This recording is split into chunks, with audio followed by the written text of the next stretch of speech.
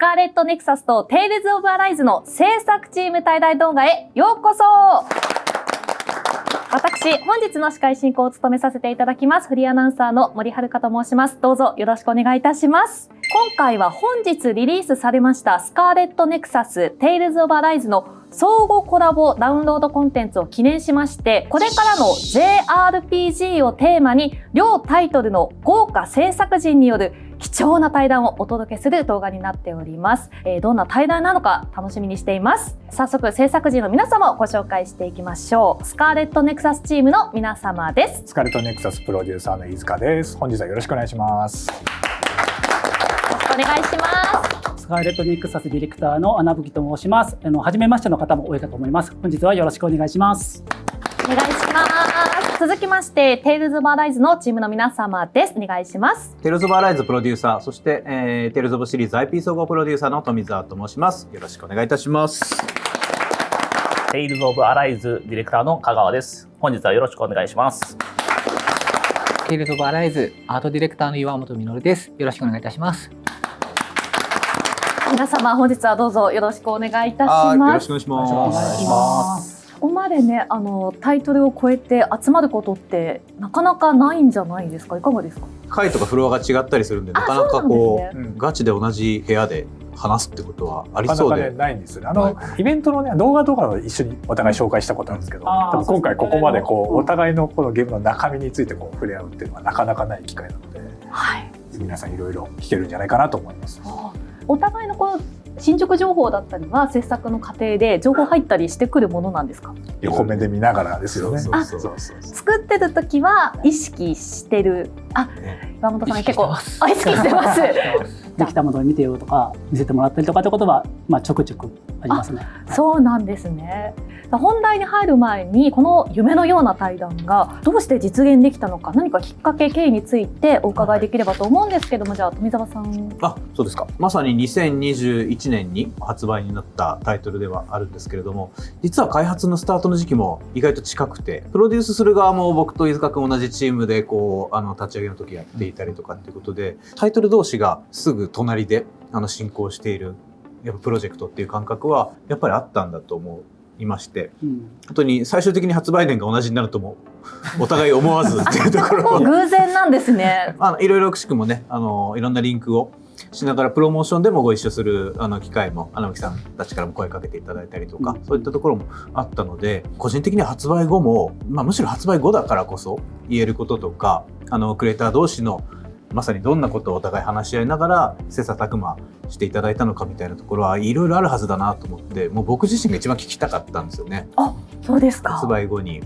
自分の作品同士では話し合うこと多いと思うんですけど、ちょっとクロスしてでも近いところでお互いどう意識し合ったかというか影響を与え合ったかみたいなところが多分この2タイトルは結構出てくるんじゃないか、それは多分すごく面白く聞けるんじゃないかっていう、もう個人的な興味を元にやったらいいんじゃないって言ったらセッティングしていただけたので僕はもう聞きたい役です。富澤さんの希望もあって、お互いの作品ってプレイはされたんですか。してますよね。はい、してます。なるほど。プレイした上でのねお話も聞けるのではないかな。僕なんかスカネク PS4 版と5版両方持ってますからね。PS5 持ってないのにね、パッケージを店で買ってきて開けたら5だったんです慌てて4買って帰るみたいな。プロデューサーでもプレステ5も手に入らないですね。その話はまたお用意します。わかりました。コラボの DLC という部分もね、おかげさまで実現もしましたというところも機会もあったので、ぜひ今日はたっぷりお話が聞ければなと思ってます。ダウンロードコンテンツの内容もね後ほどお聞きしたいんですけども、穴吹さんもテイルズオブに関わってきた、10年ぐらいですかね。テイルズオブシリーズに携わらせていただいて、岩本や香川とも一緒に仕事をさせてもらったりはしてきましたね。スカーレットネクサス僕含めてそのテイルズオブ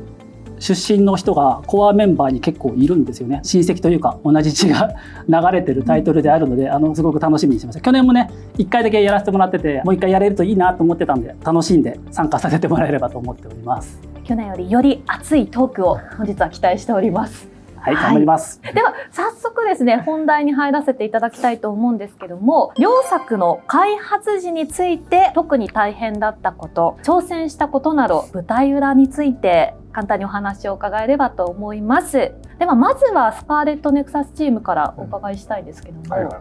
制作時いかがでしたか？いろいろありましたね。いろいろありましたね。まずやっぱり大きいのは次世代機への対応っていうのが、やっていこうという、途中からですけど決めたんですよね。そうですね、途中から。あとこの本作ならではのこの遊びの要素としてこの念力アクションって入れてるんですけど、そことこうなんかうまくいきそうだぞと思いながら、なかなかね苦労しながらすり合わせていくところありますよね。僕らが携わるってなった時に、結構まだ情報が出てない状態で各プラットフォーマーに助力を得ながらどうにか進めてた感じで、結構その情報が出ないからスケジュール組めないんですよね。だからスケジュールを何プランか出しながらの進行だったんで、結構ドキドキの進行でしたね。はい、途中から変更していくのは技術的にも大変だったんですか？開発はすごくしやすいハードだったっていうのは大きいかなとは思いますね。エンジニアの方々がすごく頑張ってくれたっていうのが何よりでかいかなと思いますね。ハード追加に関してはね、実はアライズ側も同じぐらいの時に次世代機出るけどやるのか、この波に乗るのかみたいなところがありまして対応することにはなったんですけど、ボタンとかも違うんですよね。スカーレットネクサスチームのはボタンを変えましたよね。念力ボタンをトリガーボタンに変えた方がフィットするだろうということで、やるならやるかって話をしてたんですよ。そうやるならこれにしようって言って。超能力を使うっていう点をちゃんとこうハプティクスとか、あとそのトリガーとかトリガーエフェクトとかで対応してるのがすごくて、次世代機やってても気持ちいいんですよね。あそこはすごくいいなと思いましたね。アライズチームの次世代機対応してる時にスカーレットネクサスチームがどう対応してるのかを見られてる感がすごい。うまくいったやつをこうそのまま使ってやろうみたいなと言われてますけど、めちゃめちゃ情報いただいて開発はね一回お話しさせていただきましたね。実際そのスカーレットネクサスはこういうふうにやってるよってことをアライズチームとも共有しながらやったんで、やったことがアライズ側でもうまく生かされてるといいなと思いながら、見てました。基準となるようなものがないので、そういった意味でチーム間での情報共有して、どこまでやるよみたいな話をしてたのがありますね。結構新ハードだったり、新しいエンジンをやっぱりこう使っていくときはどのチームもやっぱり手探りなので、タイトルを超えて、社内で情報共有しないとやばいっていう空気は毎回起こるよね。起こりますね。とりあえず聞かれます。スカーレットネクサスどうするの？最初にいるやつが全部踏み抜いていくっていうのが先行けよみたいな。それはもう使命なんですよね。やっぱりローンチに近いタイトルとか新しいエンジンをやるとなったら、その後につなぐっていう役割があるからこそチャレンジできるっていう部分もあるので、もうそれはもう別に盗むとかじゃなくて積極的にシェアするべき情報とか経験なんだろうと思います。大変だった話していいですか？じゃあ。はい。スカーレットネクサスは持ち込み企画なんですよね。バンダイナムコスタジオからの。で、自分たちで手を挙げて通した企画なんで、こういうものを作りたいっていうところで、会社ってそのレールに乗せるにはいっぱいね、ゲートがあって審査があるので、そこをくぐり抜けてレールに乗せるところがすごく大変で、最初ね、バンダイナムコスタジオで物を作って、富澤さんと飯塚さんと何人かの方に見ていただいたんですけど、超能力者30人ぐらい出したかったんですよね。そう企画書にはずらーっていろんな能力者の僕1クラスやりたかったんですよ。暗殺教室の3年 E 組が大好きで、能力者の最大規模が1クラスだっていうふうに思ったんで、これ30人の能力者でやるやつっすよってことを言ったら、今日富澤さんに目を覚ませって言われてそこすげえいいっすねって言った記憶があるんですけど、いやもうそんなの念力って部分にフォーカスを当てながら着地させることでどうにか形になったってこともあって、なるべくやっぱり皆さん分かりやすい超能力にこう絞りつつ、じゃあその中で使ってみたい超能力ってなんだろうってこう話し合ってる中で、やっぱ念力じゃないかなと。大変だったんですけど、アドバイスいただいてどうにか前に進めることもできたなっていう、そんな思い出があります。若干僕がネガティブな感じになってます。念力使うとしたら、じゃあやっぱり目の前のものまず動かしたいでしょうっていうところで、こう念力のね操作とかも。念力って投げつけて物を当てるんですけど、結構紆余曲折があってね、オブジェクトをキャプチャしてここにストックしてボタン3つで投げ分けるみたいなね、そういう仕様だったんですけど、まどろっこしいなというかテンポも悪いなってところもあって。どんなアドバイスされたんですか？とりあえずまず投げつけたいでしょうってまずこれ投げたいでしょうって、敵が目の前に来たらまずここで投げるでしょうっていう、結構作ってたんで修正は勇気がいりましたね。通常の業務の時間に言いづらくて、開発メンバーとそのお昼に外に出てる時に横断歩道を渡りながらちょっと変えたいんだけどってちょっと結構勇気を出して言ったら僕も思ってましたみたいな反応が来たんでじゃあ申し訳ないけど変える方向でやらせてくれって言って方向転換したんで、あの時勇気出して言ってよかったなっていうのはありますね。物理的にね殴る気持ちよさも必要だよねっていう話をずっとしてて、念力の投げつけるアクションと叩くこの手応えのアクションを混在させるのはどうすればいいんだってところが結構悩んでたんですけど、武器と念力のコンビネーションがうまい形ではまったのが良かったかなっていうふうに自分では思ってますね。もっと言いたい駆動話ございますか？それは両チームだと思うんですけど、やっぱりテレワークどうでしたかっていうところですかね。出社できる人とできない人が出てくるってなった時に、人によってはね邪魔されることなく集中してパフォーマンスが逆に上がりましたっていう人も結構いたんですけど、チームとして物を作るってなった時にちゃんと物が出来上がるのかっていうところは疑いを持ちながらの開発でしたね。どうでしたかその辺は、アライズは。テレワークの最初の方は集中できるねっていうことでいいねっていうのがあったんですけど、物を見ながらブラッシュアップしていくっていうところがやっぱりしづらいし、開発のある程度こう出来上がった段階でそういう状況になったらまだいいんですけども、これからを考えるとやっぱりちょっとまだ全てリモートでやるっていうのはやっぱりゲーム開発って難しいんじゃないかなとは思ってますね。特に香川もそうだけど、そのバトルとかさ、インゲームの調整って横についてガチで画面見ながら、はい、もう何フレーム早くとかさ、そういう話をするから、それができなくなるのがやばいと思ったんで、僕はそのトーセさんって会社と一緒に開発してるんですけど、もう最終的にはもう行きましたね。トーセさんに行って半年ぐらい通い詰めて、一緒にやらせてもらうっていう手法を取ったんで、なんとか完成できたかなと思うんですけど、なかなかこの変化に適応するのは大変でしたね。次世代機対応っていうのが全然本当にテレワーク始まってからぐらいだったと思うんですけど、振動の感覚みたいなものを自分では味わえるんだけど、この画面越しの人は味わえないみたいな、こうしたいんだよみたいなのが多分伝わらないので、やっぱりこう集まって確認するみたいなところはやってましたね。本当1年ぐらいスタジオに行く機会が完全なくなっちゃってたのが、久々に顔を合わせて PS5 でこういう感じなんですね、じゃあもうプロモーションに生かしていきますとかっていうのをやってたので、それまでは毎週のように開発の皆さんと結構根詰めて話してっていうのがあったのが、報告されるものしか存在しなくなっちゃったりするっていうところがちょっと怖いなっていうのはね、皆さんの話と同じ風に感じるし、次考える時どういうきっかけからセッションしていくかっていうのは悩ましいなっていうのはね、本当思いますね。テレワークの中でチームを引っ張っていく上で梅澤さんが工夫されていることはありますか？そういう主題でしたっけ今日いいや、まだ悩みだと思いますよ。次のもの考えようってなった時、ゲーム性とじゃあストーリー性とキャラクターとかどこから始めるかってつどつどだったりするし、みんなスタイルもある中でなんとなくざっくばらに話そうぜみたいな空気がないとやっぱりきついので、テレワークオンリーではやっぱり立ち上げるのやめようって話にしましたね。スタートはちゃんとあって、なんかみんなの中のやつをとりあえず吐き出して、それを進行するときはテレワークにも持ち込もうっていうようなハイブリッドでやるのは必須だなっていう感覚はありますね。それではもうよろしいですか？すごいいっぱいありそうですね。そうですよね。言いたいことがね、まだまだ2人の主人公、そうです。2人の主人公が大変でしたよね。ユイト編重ね編ありますね。2人用意しなきゃダメだから、一方で成立しててももう一方で成立させなきゃダメっていうのがあって、シナリオも1本完成させてもう1本書くんじゃなくて、ユイト編の第6章上がったから次重ね編の第6章上げるとかっていう形で進めていくんで、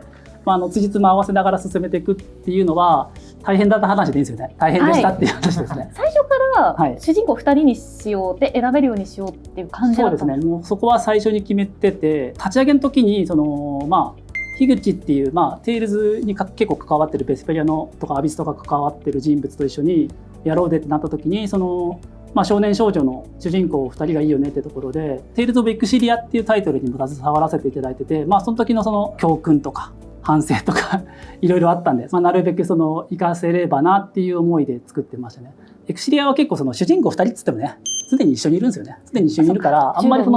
変化が出ないんですけど、絶対別れるようにしようとか戦わせるようにしようとか最初に決めて、宮島先生にちょっといい感じのシナリオを書いてもらいましたね。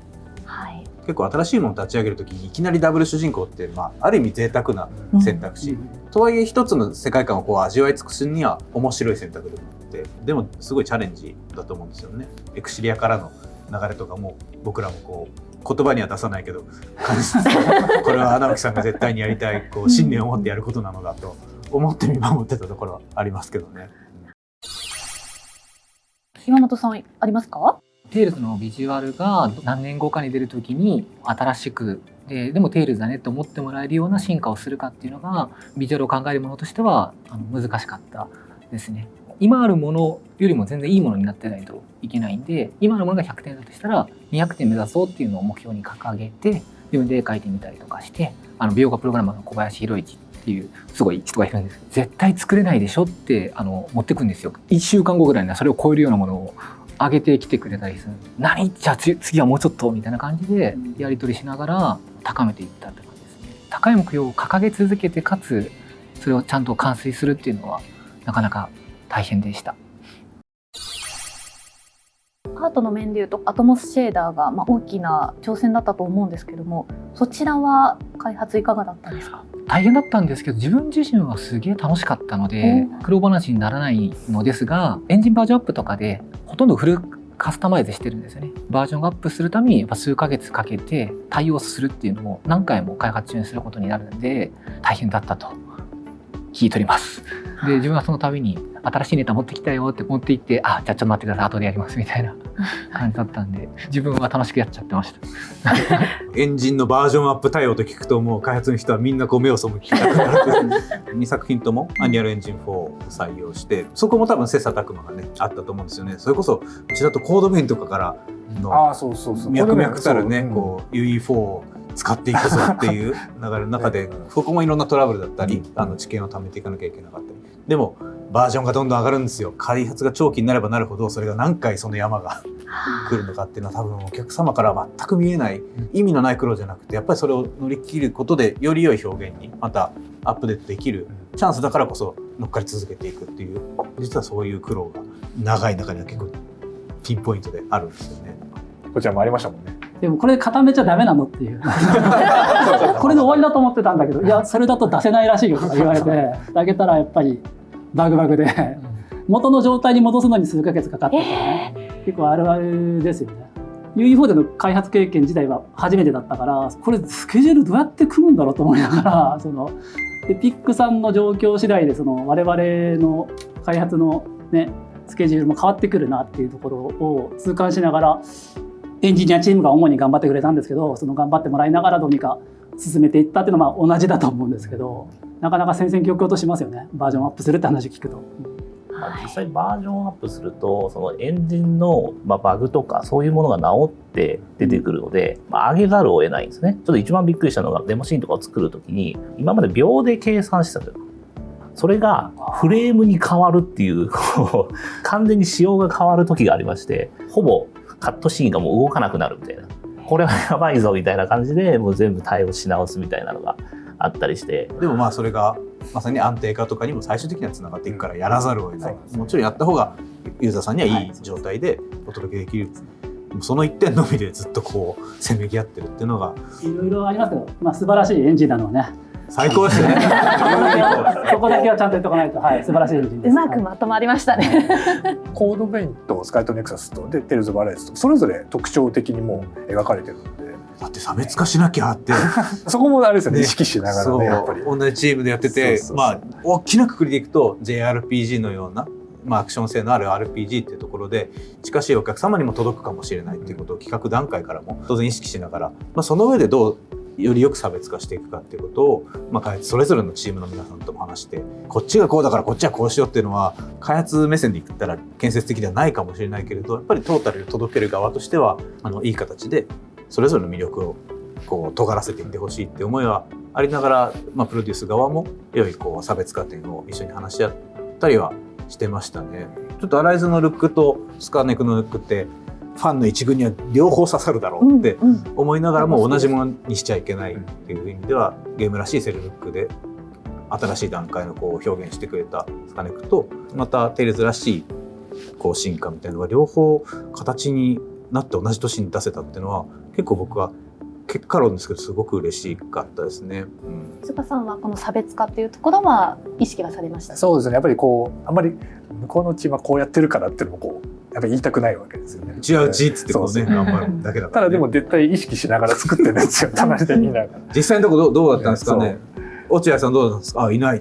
アートといえばね、今日出れなかった落合っていうアートディレクターがいるんで、彼が頑張ってくれたんですけど、差別化はめちゃくちゃ意識してたし、途中ね玉置さんが、玉置 P が入った時あったじゃん。玉置ってこの番組見てる人知ってますかね。テイルズ・オブ・アライズ一緒にプロデュースしてる。そうですね、すごい優秀なプロデューサーだと思うんですけど、元サマーレッスン彼がスカーレット・ネクサスの項もちょっと見てくれてた時期があって、で何タイトルか並べられて見分けつきますかみたいな、我々に気づきを与えてくれるようなそういう投げかけをされて、このタイトルとこのタイトルとこのタイトルとここにスカーレット・ネクサスがいます、パッと見の画面見た時にそんなに違いがないと思うんですけどみたいなお話をいただいて、なるほどってなって、その時はまだそのバイアスっていうその天敵みたいなやつとかなかったんですよね。ちょっと差別化しなきゃダメだから、脳を強化するキャラクターだからちょっとその痛々しい感じ、患者感を出しましょうってことで、その天敵みたいなものを施したりとか、超能力使う時にその文字のエフェクトが出るんですけど、そういうものを足したりとか、そういうちょっと差別化をしながら、今ここにいないですけど、落合っていうアートディレクターが頑張ってくれて、差別化していったっていうのはありますね。方針とかもえらい最初から変わりましたよね。一番最初はその新海誠監督の絵の方針がいいよねみたいな話もしてて、空気感とかそういう背景の密度感を大事にしましょうっていう話も最初してたんですけど、落合が最初からずっと言ってたのは、未来的だけどノスタルジーっていう、なんか彼なりのその言葉を作ってて、未来感感じるけどやっぱ懐かしさも感じるっていうところを大事にしてて、そこだけは変えずに最後まで作り切ってくれたなっていうのが、見てた僕の感想ではありますね。苦労した点まだいいですかね。かぐやさんも、はい。アトモスシェーダーで、今回本当にグラフィックのクオリティがかなり上がった作品になったんですけども、最初からやっぱりこう今の状態になるっていう想定で作り始めたものではなくて、アトモスシェーダーを序盤に開発してて、モデルとか背景とかの見た目が結構グッと上がったんですね。その状態で開発をしていて、でもそのエフェクトとか、他の部分のものであったりとかはそんなに変える想定ではなかったんです。ゲームとして出来上がってた頃に、ほぼ終盤なんですけど、いろんなところのクオリティが上がったんだけど上がってないところもある、このちぐはぐ感をどうするんだっていうのがありまして、結果的にこう上げるっていう選択をして人も投入してクオリティもガッと上げて全部そこから作るっていう風な状況になって、ここに関わってたメンバーっていうのが大変だったかなと思いますね。終盤でもう一回作り直すって大変勇気がいることですよね。クオリティを上げることの方が、最終的に出た時にお客さんが喜ぶっていうところで、クオリティを出していったところはあります。お金はかかったんですけど最終的にただそれ以上のパフォーマンスを本当に現場の踏ん張りが支えてくれてたっていうのはすごく思うので、結構お金かかったタイトルではありますが、多分肌感としてはそれ以上のクオリティだなってみんな言ってくださってて、みんながやっぱりお客さんに恥ずかしいものは出したくない、もう最高のものを出したいっていうもう一点で整っていたので、それができたのかなとは思いますね。シェーダーの話だと本当にテイルズ・オブ・アライズ全体のこの雰囲気、その細かい部分の統一性がすごい取れていて、世界の中のこの雰囲気っていうのがちゃんと作り出されてるなっていうのがちょっと僕も触ってみてすごい感じますね。岩本さんどうですか、まさにその画面全体とか体験も含めた統一感ってどのくらい意識したり苦労されたの？なんか最初は本当にそれこそテイルズの常識を一回壊してみようみたいなところが始めたので、テイルズだったら多分こういう風に進化するだろうっていうところではないところも試しながらやっていって、最終的にはやっぱりテイルズはこっちだねっていう風に落とした感じがあるんで、紆余曲折あったというか、いろんなところにも一回行ったなっていうのもあります。だから最初目指してたのはすごいシンフォニアがすごく進化したみたいな、明るく楽しくポップな表現だったんですよ。光が綺麗で色も豊かでっていうのを作って、これ多分テイルズのお客さん喜んでくれると思って最初作ってたんですよ。でそれでアライズのテーマが少し大人な雰囲気というか、進化も感じられるし、でもテイルズらしさも感じられるしみたいなところで少しハードめに寄っていったので、じゃあこっちも対応できるようにしようと思って、そこで一回進化をさせて、楽しくもできるし、親しみやすくもできるし、でも凄さも取れるみたいな雰囲気のものにしようっていう風にして、やりました。特に一章とかは凄さというか変わった感を強めに出すんで、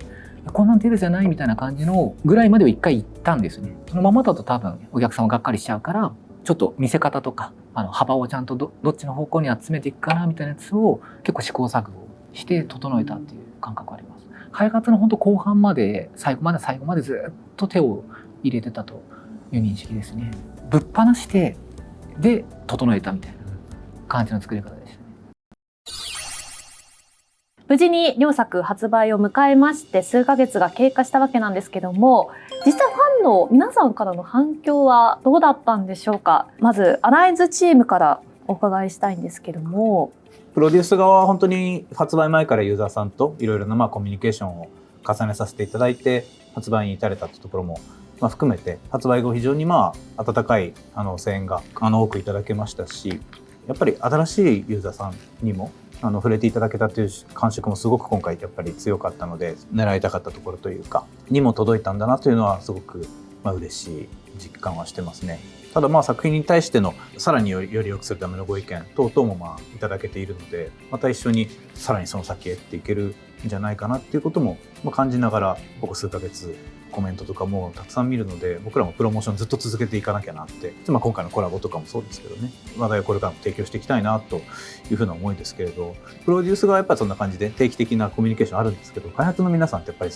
製品で語るっていうところが中心だと思うので、どんな思いだったかなっていうのを聞いてみたいところですけどね。テイルズ・オブ・シリーズの進化であったりとか、そういったところを踏まえると、テイルズのお客さんとかにもちゃんと刺さるのかみたいなところの不安とかはすごくありまして、いいものを作れたっていう思いもあるんですけど、発売して2週間ぐらいまで SNS が見れないっていう。怖くていや全然見れなくてですね。でもなんかいいらしいぞっていういいらしいぞっていうのを聞きつけて、ようやくじゃあちょっと SNS 見ようかなみたいな、 YouTube 見ようかなみたいなところにこぎつけるぐらいちょっと不安な面もありました。でも本当に新規のお客さんとかも触ってなかったっていう方々にもやっていただいて、本当にシンプルに良かったなと思っております。山田さんいかがですか？自分も香川と同じですね。今回キャラクターデザインもやらせてもらったっていうのもあって、発表されてからこの発売まで多分結構佳境になった6ヶ月間ぐらいがすごいプロモーション強くしていただいてた時なんですけど、もう変えられないんですよね、内容とかを。プロモーションが始まってるんで、なので開発やってた5年間は本当にちゃんとぐっすり寝れてなかったかも。プレッシャーでですね。キャラクターを作ったものとしてはやっぱり歴史もありますし、変えたことで賛否両論も絶対来るだろうからっていうので、もう本当に不安。スカーレットネクサスが発売の前に遊んで面白って思っちゃって逆にすごい怖って、こんないいものが出ちゃって、その数ヶ月後にこっちも出すけど、もうこっちで満足してるんじゃないとかっていう思いもちょっとあったりしたんで、本当にいろんなことが不安でしたね。で出てから賛否両論もちろんあるし、知った激励もある言葉もありましたけど、キャラクターを好きになってくださったお客さんのコメントとか見た時はもうむちゃくちゃやっぱ嬉しくて、モチベーションもむちゃくちゃ湧いてきましたし、やってよかったって喜んでもらってるっていうのは感じて、本当に開発者もよりに尽きる気持ちでした。佳境の時にスカネクが出てたんで宣伝する側もね、嬉しくも複雑な思いで発売に買いに行きましたね。そうなんですね。プレッシャーが直前ですよ。僕らは逆にアライズめっちゃプロモーションをかけていいなと思いながらテレビやったじゃないですか。いきなり CM やったじゃないですか。CM やったじゃないですか。夜明けの CM とか、あと体験版配る施策とか、いいプロモーション打ってるなっていうことで、そこはすごく刺激になりましたね。アライズも頑張ってるから頑張んなきゃと思いながらも、僕らからすると穴吹さんがいつまでこのツイートを続けるのかっていうところがツイートというのは穴吹さんのツイッターアカウントでですね、スカネクのスクリーンショット付きの解説をですね、そこを触れてくれるんですね。ありがとうございます。触れちゃいけなかったですか？知られて嬉しいです。多分420日ですね。昨日で420日連続で。1年以上です。あれもともと2020年のね、ゲームアワードでね、発売日の時出す予定だったんですけど、出せなかったんですよ。僕らが不甲斐ないせいで。で、ちょっとでも情報を出していって、お客さんがスカーレットネクサスのことを知ってくれると嬉しいなっていう思いで、毎日スクショってものを始めて、で発売日で終わらせるつもりだったんですけど、終われず、やっぱもうちょっとやるわみたいな感じで今でも続けてますね。500日まではやろうかなっていうふうにちょっと思ってますね。多分500日でも終わらないそしたら発売後はいかがでしたか？皆さんのご反応は。同じっすよね。本当怖かったですよね。出るまで自分のせいでもこのすごいお金かかってるプロジェクトがクソゲーになったらどうしようとかそういう思いで発売して一発目の反応が評価ね、メタクリの評価もそんなに悪くなくて、結構いいじゃんってところで少し持ち直して、SNS とかもよく見るようにはしましたね。で、反応してくれることが嬉しいなっていう思いでいっぱいでしたね。テイルズはテイルズっていうだけで簡単に簡単にってすみません。トレンドはね、ガンガンになるんですよね。スカーレットネクサスはなかなかね、そんな機会に恵まれない中、何度かトレンドに乗ったりしてて、めちゃくちゃエゴサしまくってました。僕は多分香川と違って、いいねしまくって。なんなら返信をめちゃめちゃされてましたからね。海外のユーザーにも返信して返信もしてますし、とにかくリアクションしてくれることが嬉しくて、いいこと言ってくれる人にも、良くないこと言ってくれる人にも、いいねをしてます。だから皆さんどんどん発信してくださいってことをこの場を借りてお伝えしたいですね。はい、今回のYouTube とかでプレイしていただけるのが非常にありがたいんですよね。やってる感覚をちゃんと見れるっていうのは今までになくてですね。はい。シリーズとしては初めてぐらいの試みで配信許可を出したじゃないですか。はい、アライズ発売に合わせてタイトルの配信ポリシーを出させていただいて、今やバンダム全体のポリシーがありますけれども、それでやっぱりやっていいんだっていう形でやってくださる人がぐっと増えたのは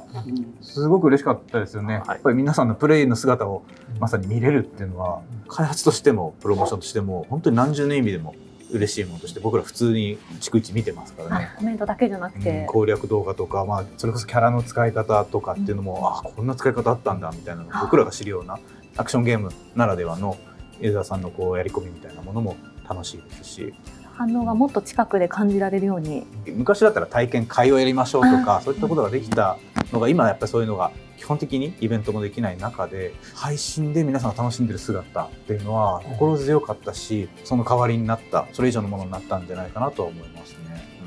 飯塚さんは皆さんのリアクションいかがでしたか？